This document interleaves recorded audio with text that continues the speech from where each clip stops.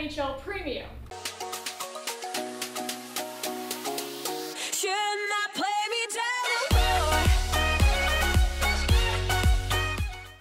Sorry about that little crash there, guys. Apparently my golf clubs decided to fall down as I was preparing for this video.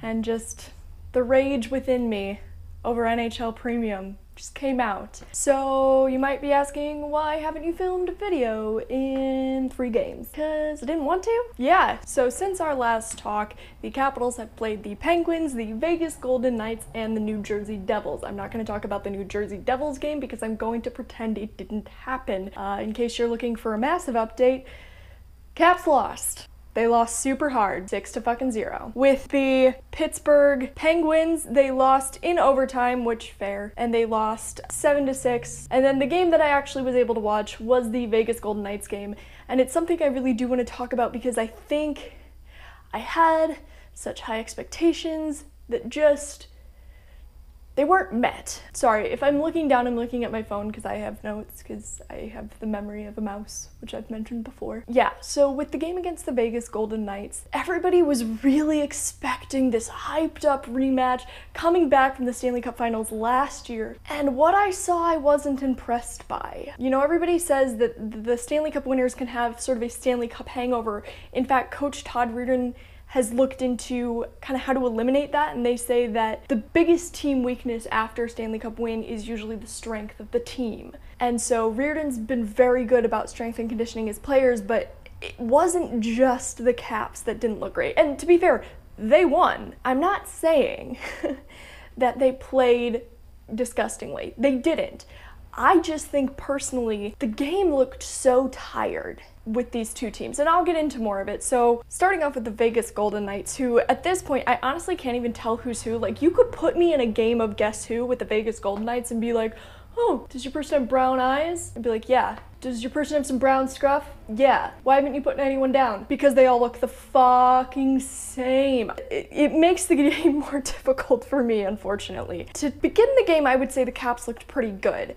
One of the things that they've done really well is start off with the Oshie, Backstrom, Vrana line. I think that line is looking pretty sick. Whereas the kind of like Kuznetsov, Connolly, kind of, and Ovechkin line looks pretty solid. You can tell they're not in the same rhythm as they were last year. Whereas, like, I actually think the Backstrom, Oshie, I'm saying them out of order, whatever, Vrana line looks the strongest out of all 4. And Vrana's really stepping up this year. Not that he didn't last year. I think he had a great rookie year. He really came out the gates running. But this game in particular, he was really surprising me with how aggressive he is. He's a fast skater, which is something I've given credit to him for in the past. I don't think he's an overly accurate skater, which means he shoots, but he doesn't always hit the net. But like, imagine if he did. Vrana, throughout this game, pretty much outshot everyone, and none of them click. The part that I want to kind of touch on is that this is Vrana's 2nd year on this team. He's already playing with 2 of the top players. He has really nowhere to go but up, and I think we're gonna start to see throughout the rest of the season him really step up and take more of a leadership role, especially now that there are some people below him. I don't know, I have my eye on Vrana. I don't know if any of you guys play fantasy. He's one of those on my team that I'm like, yeah, he may not be playing great now, but like, come playoff time, this kid is clutch, and he's young and he's hungry, and I think he's gonna keep doing well. And you could tell right off the bat, which was kind of annoying, that the Vegas Golden Knights just weren't there. I said this about a game in the Stanley Cup Finals, actually, that I just didn't consider it a game because they didn't show up. And I felt like, at least for the first 10 minutes of the game, the Golden Knights had no idea where they were. They could have been on the moon and probably played better hockey. It was just Marc-Andre Fleury carrying the team, which, yeah. And then Braden Holtby kind of doing his job as Holtby does. And they've got 2 of the best goalies in the entire NHL. And I bet both of them are just kind of sitting there like, have a good day. You're gonna do great. Just really depends on your team today. We're solid. They need to get their shit together. They just need a little more practice. Just need a little more practice because their goalies are truly, truly unbeatable when you get them in form, as Holtby has proved time and time again, as Marc-Andre Fleury has proved time and time again. You could tell almost that they were getting annoyed with the fact that the defense was just not really there for the first period. They're like, oh my god, I'm just gonna have to keep making saves. I'm just gonna have to keep doing it. Yeah. Something that I was really pleasantly surprised by is, while nobody was scoring in the first period, kind of right off the bat, Todd Reirden, the new coach, who I didn't know much about before the start of the season. I had followed Barry Trotz throughout the entirety of last season, and one thing that is so obviously different between these two coaches, even at the start of the season, I mean, what, we're 4 or 5 games in, is that Reirden has such a cooler head about things. You know, Trotz used to kind of go off sometimes, and you could tell he was getting emotional on the bench line, which for some coaches works really well. You know, you can have people yelling at you and screaming at you, and that type of reinforcement really does well for your players. I don't think this is the team that it necessarily does work well with, and I'll get more into that later in the video, but Todd Reirden is just like this adorable little dad. Like, you expect to see him at church on Sundays with like donuts and orange juice, and he's the one helping people put chairs away. Like, he's just adorable, and I think he really has a good head on his shoulders. I'm so excited to see what the season brings for him specifically. As of now, I don't think the Caps look half as bad as I expected them to, which is rude. You know, you just have those teams where you're like, they're just not gonna come back. They're just not going to do it. And I think Todd Reirden is really priming these guys for a back-to-back season. And that makes me very happy inside. Also, something else I noticed just watching hockey in general on TV is like, I'm so confused by the demographic they're trying to market to, because clearly the NHL does not market to women. I'm going to get really into that in about 10 minutes. But the amount of like toy commercials I saw that looked a lot like the toy commercials we had in the 90s of like, for 4 payments of $19.95 you can have this Nerf gun that's complete with a water gun separate. Do they just assume that all hockey fans are 8-year-old little boys? Because they're not. The first period ended with, because they do your research beforehand. So the first period ended with 1 goal from Kuznetsov. It was a really nice goal. I'll give it to him. He got it absolutely last minute.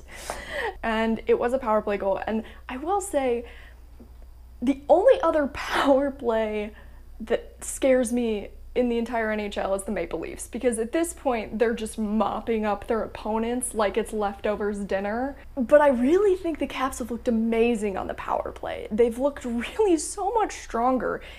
And I think it's one of those things where I'm a huge proponent of changing something if it's not working. And in my mind, these lines aren't working. And I guess now would be a good time to get into it, because I'm gonna say something that a lot of people are gonna be really mad at me for saying, and I want to preface it with, I've mentioned before Andrei Burakovsky is my favorite player, and there's a reason for that. The reason is I love inconsistent people. I love them. No other way to explain it other than like, when they are on, you see these flashes of greatness where you're like, oh my god, this person could go in a Hall of Fame if they just kept playing like this. But then there's the stress of, yeah, they're not gonna keep playing like this, and I'm worried about Burakovsky. Burakovsky's contract is up at the end of this season. He, after the 2019 playoffs, will become a restricted free agent. And unfortunately, with the way that he has been playing for the Caps, I don't see them re-signing him at this point. Now, I say at this point. That doesn't mean they couldn't re-sign him in the future.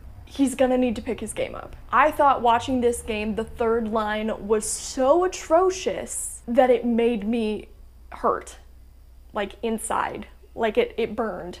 And it's not because of any of the individuals on there. I think it was Eller, Stevenson, and Burakovsky were playing in this game in particular. For the New Jersey game, it changed up a little bit. It was Burakovsky, Eller, and Smith-Pelly. But oh, it hurts. It hurts me to say this because I respect him so much as a player, and I really think he has such incredible potential.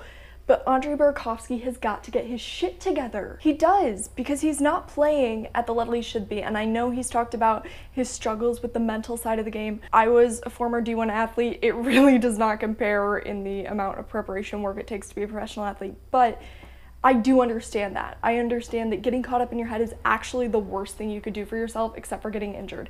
On top of that, Burakovsky has been injured so many times over the past 3 years. He spoke last season at the end about talking to CCM about getting stronger gloves because he's had 3 hand breaks in I think 2 years now, which is insane. But what am I saying? I'm saying, Todd Reardon, if you're watching this by some miracle of God, please put down your paper plate of apple pie. Like, just call me. Put your kids to bed because you're a sweet old man and I'm sure you read to them, and God, he's so adorable. Call me and we can talk this out. I mean, I would pay money to see just a complete overhaul of the lines. Part of me wants Burakovsky to take that space that Jay Beagle left.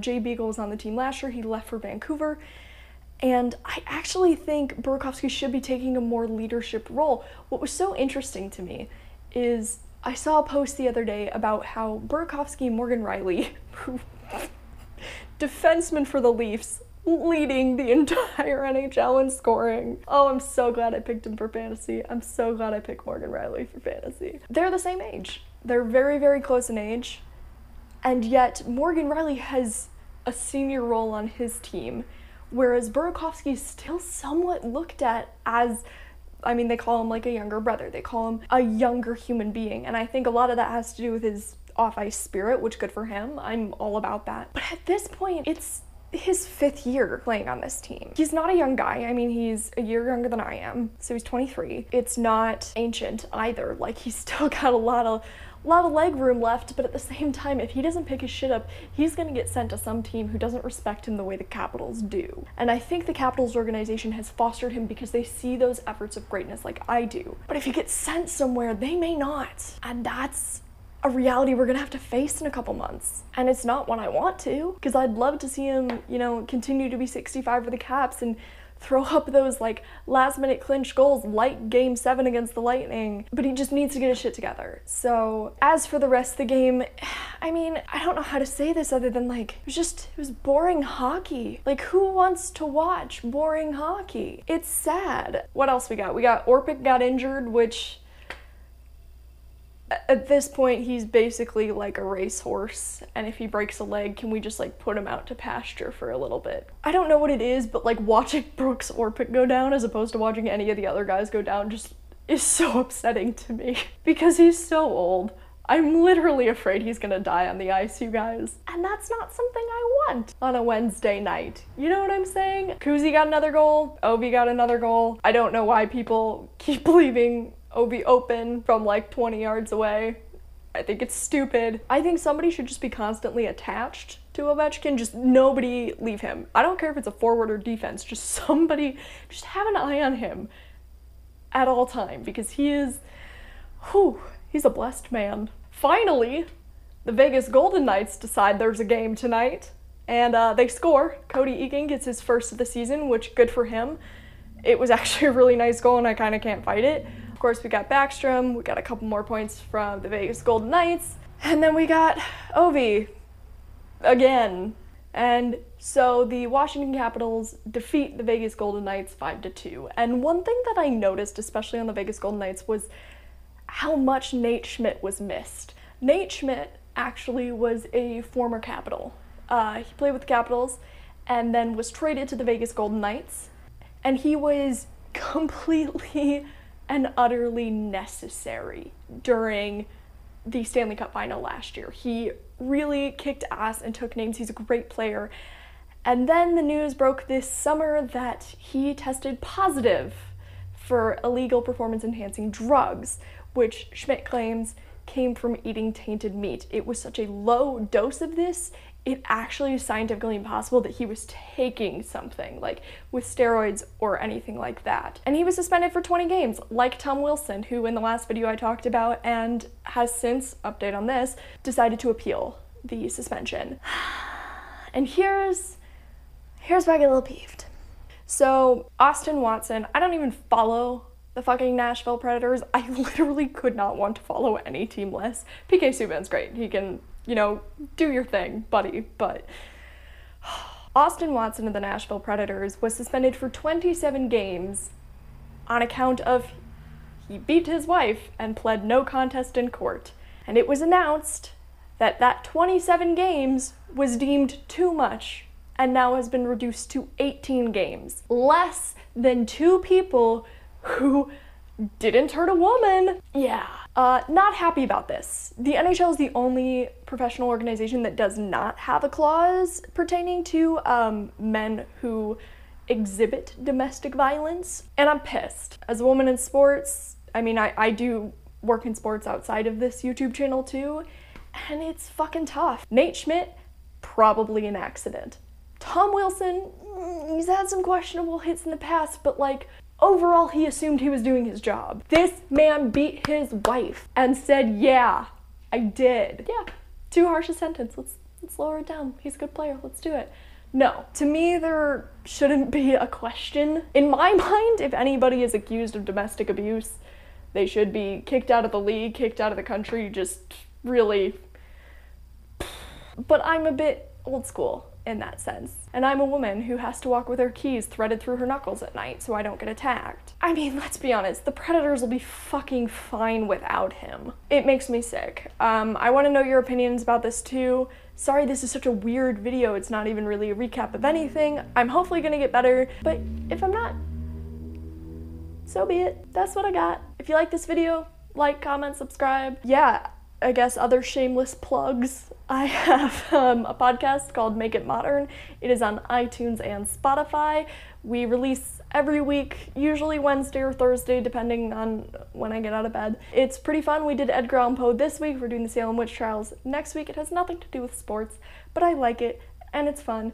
And if you're bored on long car rides, it's really good for that shit. Let me know what you think about the suspensions, Burakovsky, whatever. Just message me. I love you guys.